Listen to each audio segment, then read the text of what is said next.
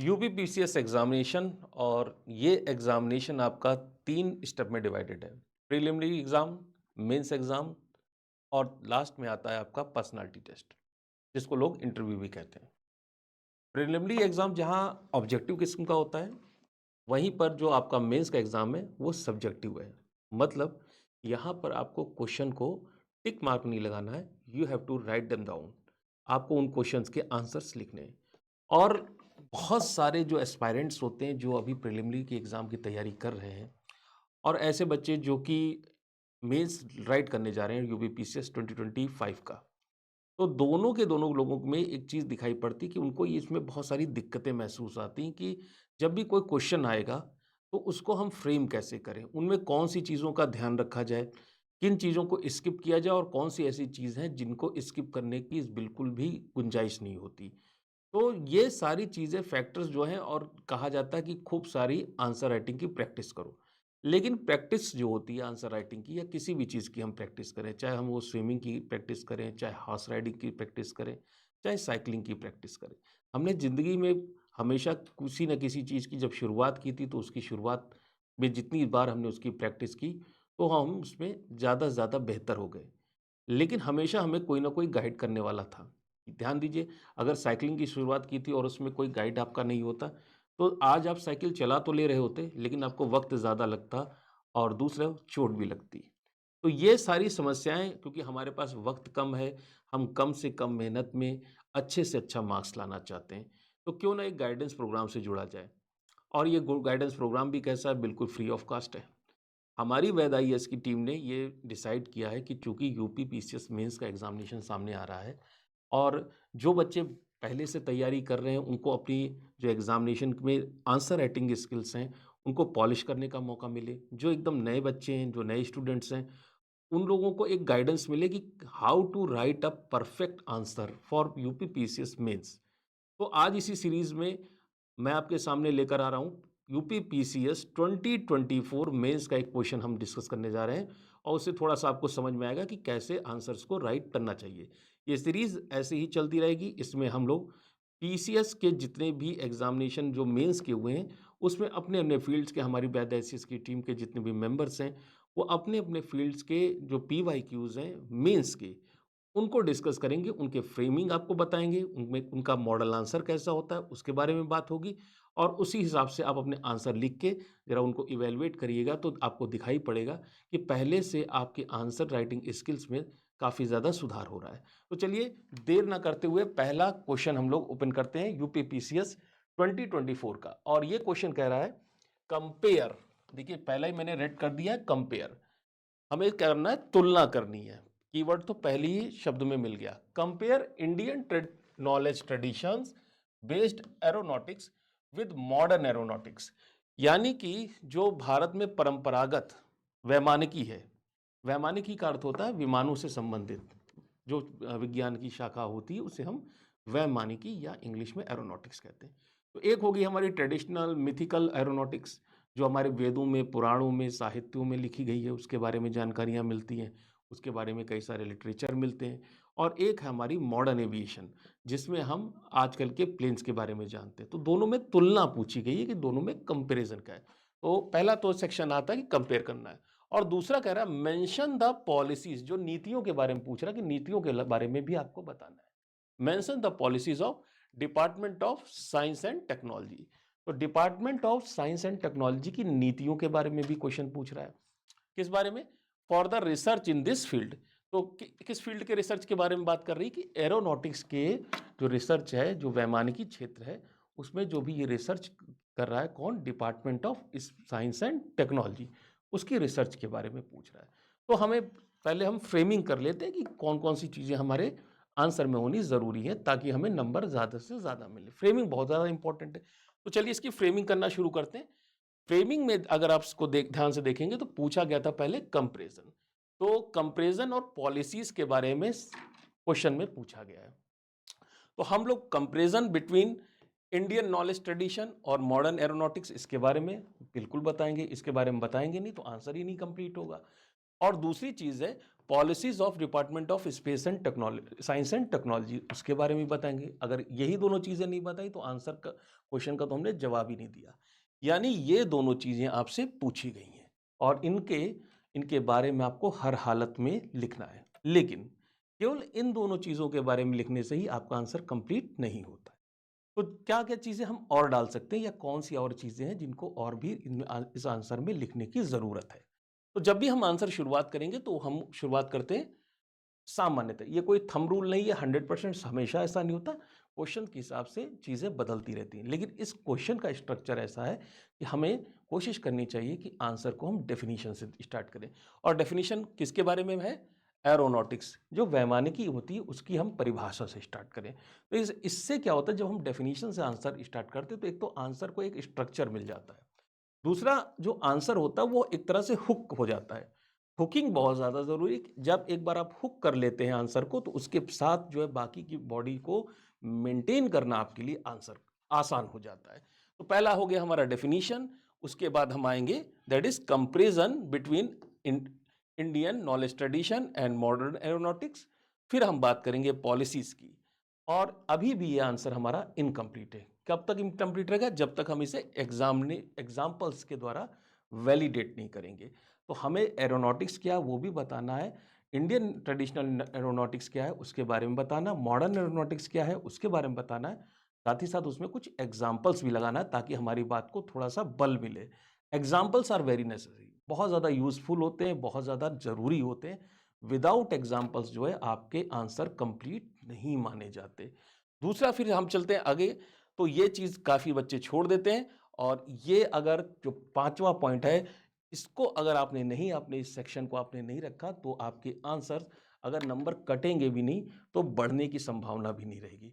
ये वो जगह है जहां पर आप अपने कॉम्पिटिटर से एज लेते हैं। तो आपको डालने हैं diagrams on the basis of the demand of the question. Question की डिमांड अगर है तो डायग्राम बनाइए। मैं तो कहता हूँ जबरदस्ती बनाइए, जो हो सकता है। अगर आपके पास वक्त है तो एक रफ सा डायग्राम जरूर बनाइए। डायग्राम नहीं बना सकते तो कोई दिक्कत नहीं, फ्लो चार्ट बना दीजिए।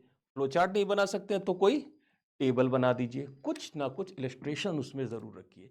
तो क्यों ऐसा करना चाहिए? देखिए ऐसा होता है कि हम जब बात करते हैं सब्जेक्टिव पेपर को राइट करने की, तो हमारा एक ध्यान रहता है कि हम पैराग्राफ वाइज पैराग्राफ या पॉइंट में आंसर दे दें। वो एक तरीके अपने अपने तरह से सही हो सकते हैं, आंसर्स के हिसाब से ये चीज़ें सही हो सकती है। लेकिन ध्यान दें, ह्यूमन ब्रेन की एक खास बात होती है कि इसको जितनी ज़्यादा तरीकों से आप नॉलेज देंगे, वो उस नॉलेज को उतनी ज़्यादा अच्छी तरह से कॉम्प्रिहेंड कर पाता है। यानी कि कुछ पिक्टोरल डायग्राम्स हो, पिक्टोरल इन्फॉर्मेशन आप दे दें, कुछ टैबुलर इन्फॉर्मेशन दे दें, और कुछ आपकी पैराग्राफ फॉर्म में इन्फॉर्मेशन हो, कुछ आपकी पॉइंट्स में हो, कुछ एग्जाम्पल्स में हो, कुछ फैक्ट्स हो, कुछ डाटा हो और कुछ कॉन्सेप्ट हो। तो जितना ज़्यादा तरीकों से आप एग्जामिनर को अपने आंसर में उसको हेल्प करेंगे, उसको दिखाएंगे कि मैं इतनी तरीके से आपको इंफॉर्मेशन दे पा रहा हूँ, उतना ज़्यादा आप नंबर अपने कॉम्पिटिटर से ज़्यादा फेच आउट कर पाएंगे। तो ये हो गया आपका डायग्राम्स। और हाँ, हमेशा ये कहा जाता है कि कोई जब भी आप आंसर एंड करें तो उसका कोई ना कोई कंक्लूजन या क्वेश्चन की डिमांड के हिसाब से या तो कंक्लूजन दे दीजिए या उसका कोई वे फॉरवर्ड दे दीजिए। तो ये आपके कुल मिला के 6 कंपोनेंट हैं। क्या ये 6 कंपोनेंट सारे क्वेश्चंस में होते हैं?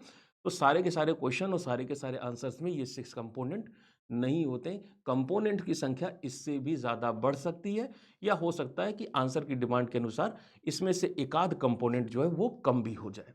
तो वो हम कैसे तैयार करेंगे? जितनी बार हम प्रैक्टिस करते रहेंगे, अपने आंसर को इवैल्यूएट कराएंगे अपने टीचर्स के साथ, तो ऐसी स्थिति में हमें धीरे धीरे समझ में आने लगा कि कौन से कंपोनेंट्स किस क्वेश्चन के साथ हमें डालने की ज़रूरत है और किन कंपोनेंट्स को हमें नहीं डालने की ज़रूरत है। फिलहाल इतने तो 6 के 6 स्टैंडर्ड कंपोनेंट्स हैं। और जब भी आंसर लिखा करिए, कोशिश करा करिए कि 6 के 6 कंपोनेंट आपके आंसर में ज़रूर हैं। तो चलिए देखते हैं, एक स्टैंडर्ड एक मैंने इसका मॉडल आंसर बना रखा है और उस मॉडल आंसर के हिसाब से देखते हैं क्या ये 6 के 6 कंपोनेंट वहां पर है। तो शुरुआत हम करेंगे डेफिनेशन ऑफ एरोनॉटिक्स से। तो देखा ही पड़ रहा है, डेफिनेशन ऑफ एरोनॉटिक्स आपके सामने लिखी हुई है। और ये डेफिनेशन कहती है, aeronautics is the branch of science and technology concerned with the study, design, development and operation of aircraft and spacecraft including aerodynamics, propulsion, flight mechanics and avionics, ये रही डेफिनेशन। अब ये तो भाई एकदम हमने कहा ना कि स्टैंडर्ड आंसर बना के मैं लाया हूँ आपके लिए। हमें तो, अगर हम ह्यूमैनिटीज़ के स्टूडेंट हैं, हमने कभी एविएशन के बारे में पढ़ा ही नहीं, सुना नहीं। अच्छा, ये टॉपिक भी ऐसा है कि कोई ज़रूरी नहीं कि हर जो मेंस लिखने वाला बच्चा है उसने ये चीज़ पढ़ी ही हो, पढ़ के कंठस्थी की हो। तो इतनी, ये डेफिनेशन, इसको हम कहते हैं स्टैंडर्ड डेफिनेशन है कि aeronautics is the branch of science and technology concern with study. Aeronautics में हम क्या करते हैं? स्टडी करते हैं।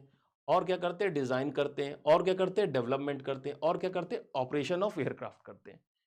तो इसमें से अगर सारी की सारी डेफिनेशन नहीं आती है, मेंस लिखने दे बैठे हैं और अचानक से इस तरह की बाउंसर आके सामने पड़ गई, तो कुछ तो पता होगा कि एवियोनिक्स का मतलब क्या होगा, प्लेन से संबंधित कुछ होगा।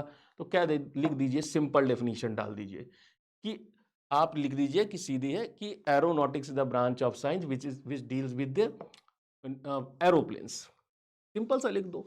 अब something is always better than nothing. कि बहुत कॉम्प्लेक्स डेफिनेशन नहीं लिख सकते हैं, बहुत टिपिकल डेफिनेशन नहीं आती, आती ही नहीं है। तो कुछ नहीं से तो केवल इतना ही कि जो आपकी ब्रांच है वो किससे संबंधित है, वो हवाई जहाज़ों से संबंधित ब्रांच है। हवाई जहाज़ों के बारे में इसके अंदर अध्ययन किया जाता है। इतना भी लिख देंगे तो भी something is better than nothing. अच्छा तो है कि सब कुछ लिखा जाए, तो मैं तो कहूँगा सब लिखिए। लेकिन हाँ, क्योंकि आप तैयारी कर रहे हैं, आप मेंस लिखने जा रहे हैं, तो आपसे एक्सपेक्ट किया जाता है कि एक अच्छी सी डेफिनेशन से आप अपने आंसर को शुरुआत करें। लेकिन सारे आंसर्स में ऐसा नहीं हो सकता। अगर किसी आंसर में ऐसा ना हो तो बहुत ज़्यादा घबराने की ज़रूरत नहीं। ईजी वे में उसको डेफिनेशन से उसको डिफाइन करके, जो टर्म है उसको डिफाइन करके ही आगे बढ़ें। तो पहला हमने कह दिया कि शुरुआत हमारी हो गई, दैट इज़ फ्रॉम डेफिनेशन। हमने शुरुआत की डेफिनेशन से। अब आगे चलते हैं। हमने कहा था कि डेफिनेशन करिएगा, उसके साथ साथ आप एग्जाम्पल्स दीजिएगा। तो एग्जाम्पल्स अगर हम देखते हैं तो एग्जाम्पल में हमने कहा, with modern aeronautics is grounded experimental science and engineering, India's knowledge tradition also reflect early conceptualization of flight found in text like Vaimaniki Shastra. देखिए, मैंने कहा था एग्जाम्पल जरूर दीजिए। तो एग्जाम्पल में आपने वैमानिकी शास्त्र का एग्जाम्पल दे दिया कि उसमें हवाई जहाज़ों के बारे में बताया गया। समरगना सूत्रधारा, तो इसके बारे में। अच्छा, इतने टफ एग्जाम्पल भी नहीं आते, कोई बात नहीं। पुष्पक विमान का तो नाम सुना ही होगा, जो रामायण में उल्लिखित है। तो आप पुष्पक विमान के बारे में लिख दीजिए कि एग्जाम्पल, पुष्पक विमान एक माइथोलॉजिकल विमान है ना, माइथोलॉजिकल प्लेन है, जिसमें लॉर्ड रामा जो है वो वापस अयोध्या आए थे। तो इस तरह के प्लेन्स के बारे में हमारी माइथोलॉजीज में, हमारे जो ट्रेडिशंस हैं उनमें इस चीज़ का वर्णन है। तो ऐसा नहीं होता है, कभी भी नहीं होता कि क्वेश्चन अगर टफ आ जाए तो ऐसा नहीं कि आपके अंदर मूवमेंट करने की क्षमता पूरी तरह समाप्त हो। थोड़ा सा रिलैक्स होइए, थोड़ा सा ध्यान दीजिए। और एक 5 साल, 6 साल, 8 साल के बच्चे के, जो हम कह सकते हैं 12-14 साल के बच्चे के बराबर सोचिए कि इस को समझाने के हिसाब से सोचिए कि अगर 12 से 14 साल के बच्चे को यही बात समझानी होती तो मैं कितनी हल्की बातें बताता। वो हल्की बातें अगर पकड़ ली तो वहाँ से आपका आंसर फ्रेम होना शुरू हो जाता, हुकिंग स्टार्ट हो जाती है। तो यह हो गया आपके क्या, दूसरा सेक्शन मैंने कहा, ये कहा एग्जाम्पल। तीसरी चीज हम लोगों ने कहा था कि मेन एम्फेसिस किस पर है, कंपैरिजन पर है। कंपेयर करना है, किन किन चीजों को कंपेयर करना, Indian knowledge tradition based aeronautics और मॉडर्न एरोनॉटिक्स को। तो अब यहां पर आकर आपको मेन जो पूछा गया वहां से आंसर की शुरुआत हो रही है। डेफिनेशन नहीं पूछी गई थी, हमने बताई। एग्जाम्पल नहीं पूछे गए थे, हमने बताए। लेकिन जो पूछा गया है वो तो बताना ही बताना है। तो यहां हम आते हैं इंडियन नॉलेज ट्रेडिशन पे। Ancient text describe vimanas as mythological flying machine. देखिए, बात आ रही है माइथोलॉजिकल फ्लाइंग मशीन। मिथ्स किसको कहते हैं? जिसका कोई प्रमाण उत्पन्न न हो, उपलब्ध ना हो। मिथ्स ऐसी चीजें जिनका कोई प्रमाण उपलब्ध ना हो। और मिथ्स के बारे में कहा जाता है, जब भी कोई बात होती तो उसको शुरुआत हिंदी में ऐसे कहते हैं, ऐसा कहा जाता है, ऐसा सुना जाता है। यानी कि इनके कोई प्रमाण नहीं, कही सुनी बातें, जिन्हें हम मिथ्स कहते हैं। ठीक है।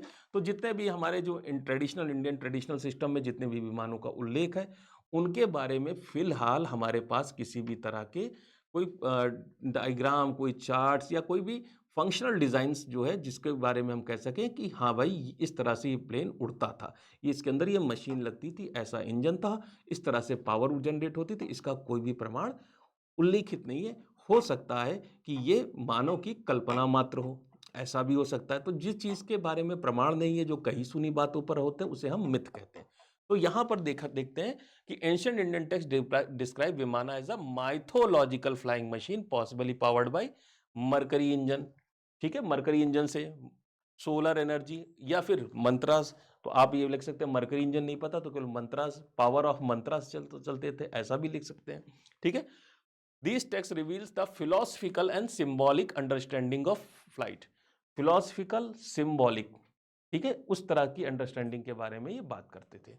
ये हमारी किसकी खास बारे में बात हो रही, इंडियन नॉलेज ट्रेडिशंस के बारे में।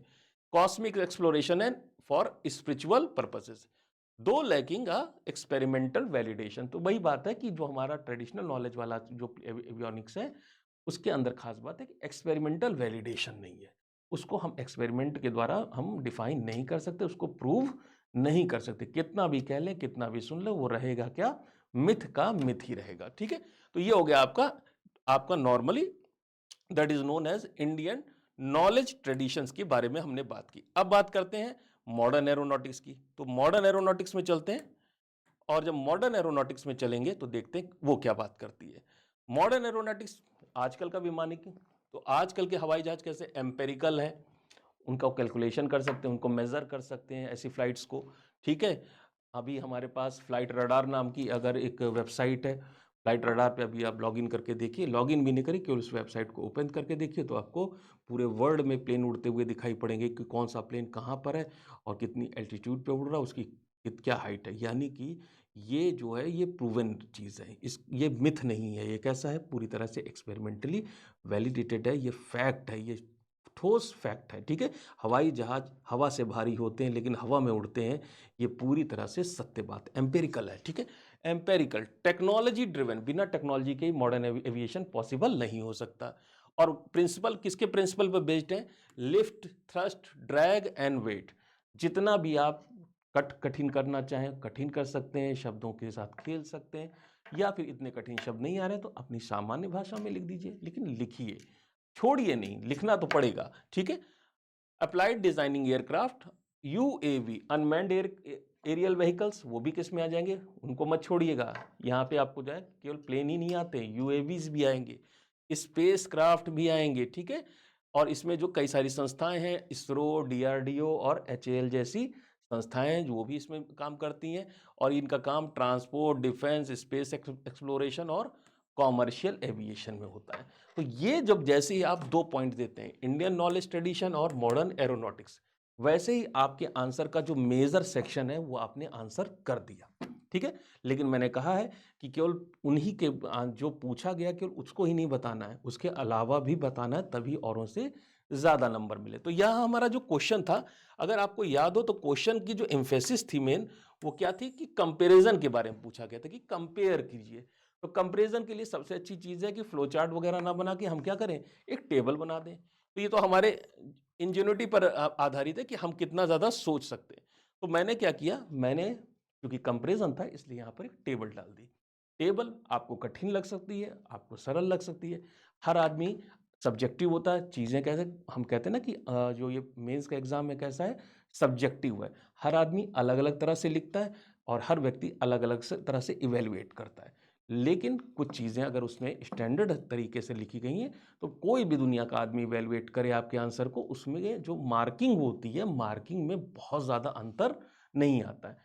तो ये नेक्स्ट चीज़ है कि जिसको हम कहते हैं कि आप जो है एक टेबल दे दिया, उसमें आपने देख दिया इंडियन नॉलेज ट्रेडिशन पे एरोनॉटिक्स उनकी क्या खास बात है, और मॉडर्न एरोनॉटिक्स में कंपेरिजन कर दिया।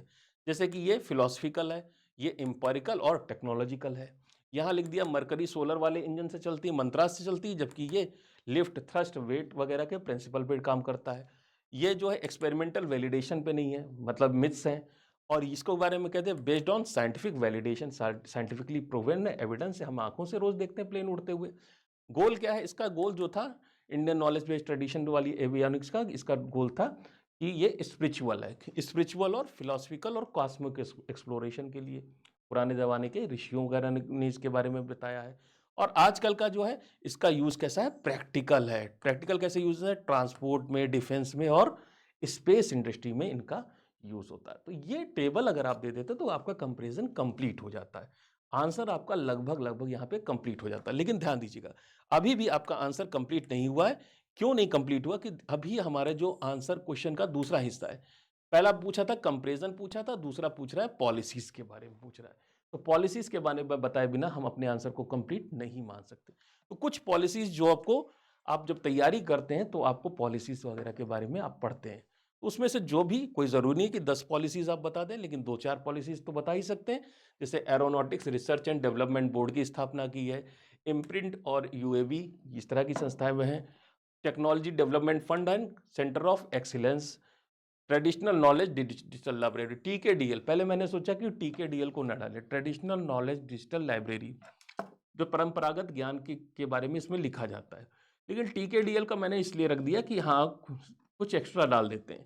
टीकेडीएल जो है, इसमें जो है बेसिकली परंपरागत ज्ञान के बारे में बातें लिखी जाती हैं, लेकिन इसमें एवियोनिक्स के, एविएशन के बारे में जो भी हमारे जो मिथ्स वगैरह हैं उनके बारे में अभी तक नहीं रखा गया।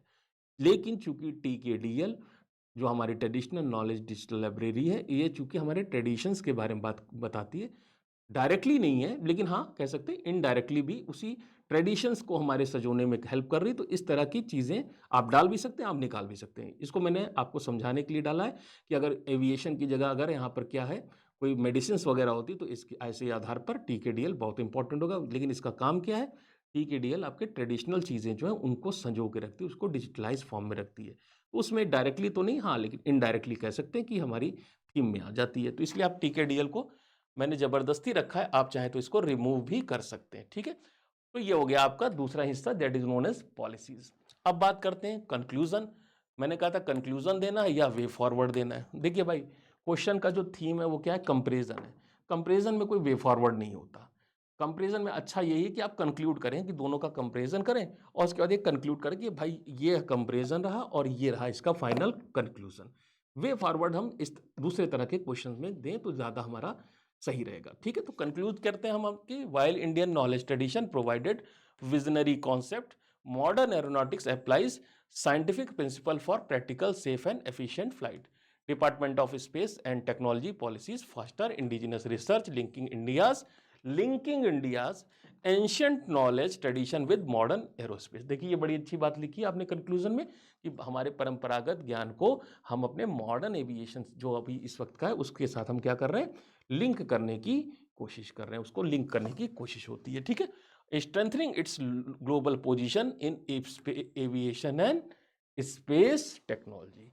तो ये हो गया आपका आंसर। जब हम लोगों ने क्वेश्चन स्टार्ट किया था तो आपको याद होगा उस वक्त मैंने कहा था कि जो आपके जितने भी सेक्शन है उसमें आपके 5 से 6 सेक्शन थे। पहला डेफिनीशन थी, दूसरा कंपेरिजन था, तीसरा पॉलिसीज थी, एग्जाम्पल्स थे, डायग्राम फ्लो चार्ट थे और कंक्लूजन था। और यहाँ पर आपने जब इस तरह से स्टैंडर्ड तरीके से आप अपने आंसर को फ्रेम करते हैं तो पूछे तो केवल क्या थे, इतना हिस्सा पूछा गया है क्वेश्चन में, तो केवल इतना हिस्सा पूछा है। ये सारे हिस्से हमने एक्स्ट्रा अपनी तरफ से डाले हैं और इन सारे हिस्सों को सजाए बिना रखे बिना हम अपनी बात को कंप्लीट नहीं कह सकते कि हमारी बातें कंप्लीट हुई हैं।